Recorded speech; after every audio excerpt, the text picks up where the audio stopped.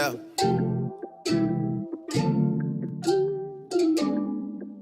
Hello guys, and welcome to part 2 of the Sketching Parabolas series. In this video, I am going to be showing you the 4 things that you need to know in order for you to sketch a parabola or a quadratic function. Now guys, I just want to apologize for the terrible handwriting. The reason for this is I don't have a graphics tablet yet, but I will get that in a few weeks. So future videos, the handwriting will improve. Bear with me guys. Yeah, you can overlook that. Anyways, so whenever you want to sketch a parabola or sketching a quadratic function, I give you an equation and you want to sketch the quadratic function, there are 4 things you need to know. The first thing you need to know is where it cuts the y-axis. Like we mentioned in my previous video, every single parabola, it cuts the y-axis. For example, this graph is cutting the y-axis over here. The second thing you need to know is where it cuts the x-axis. Now, like I discussed in my previous video as well, there are some parabolas that don't necessarily cut the x-axis, and there are some parabolas which do cut the x-axis. So in this case, this parabola, it intersects the x-axis at these 2 points.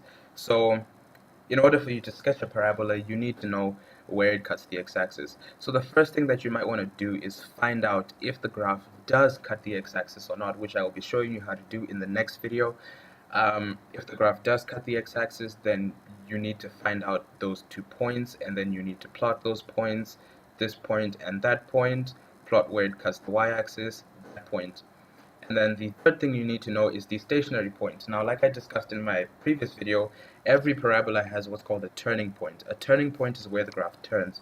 For example, when you look at this graph, it goes down, it goes down, it goes down, and then it turns over here to produce that smiley face effect. This point right here,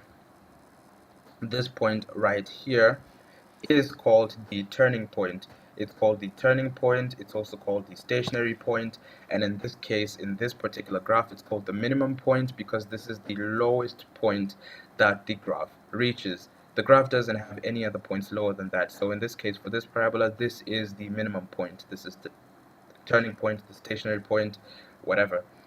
And there are 2 methods on how you can find the stationary point, but the other method is calculus, and we haven't yet covered calculus in this series. The first method, however, is completing the square. In my first 2 videos, I showed you guys how you complete the square for a quadratic function. Yeah, make sure you remember how to do that, because in the next video, we're probably going to be completing squares again to find the stationary points of a quadratic function. Lastly, the 4th thing that you need to know when you're sketching a quadratic function is the shape of the parabola. Is it a smiley face? Is it a sad face? Now, the general rule is if the coefficient of your x squared term is positive, the graph is happy because it's positive and it's a smiley face, so the shape is like this. But if the coefficient of the x squared term in your function is negative, the graph doesn't like that, so it's sad, so it has a sad face, and the graph will of course be something like that. So anyways, these are the 4 things that you need to know in order to sketch a particular quadratic function.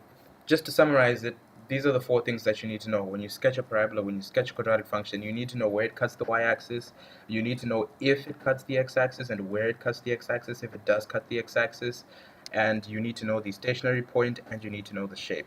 If you know these 4 things, then you can sketch any quadratic function that you would be given. You can sketch any parabola that you would be given. Anyways, we've come to the end of this video. Please do like this video, leave a thumbs up, press the subscribe button, press the notification bar so that you can get every single notification when I do post a video.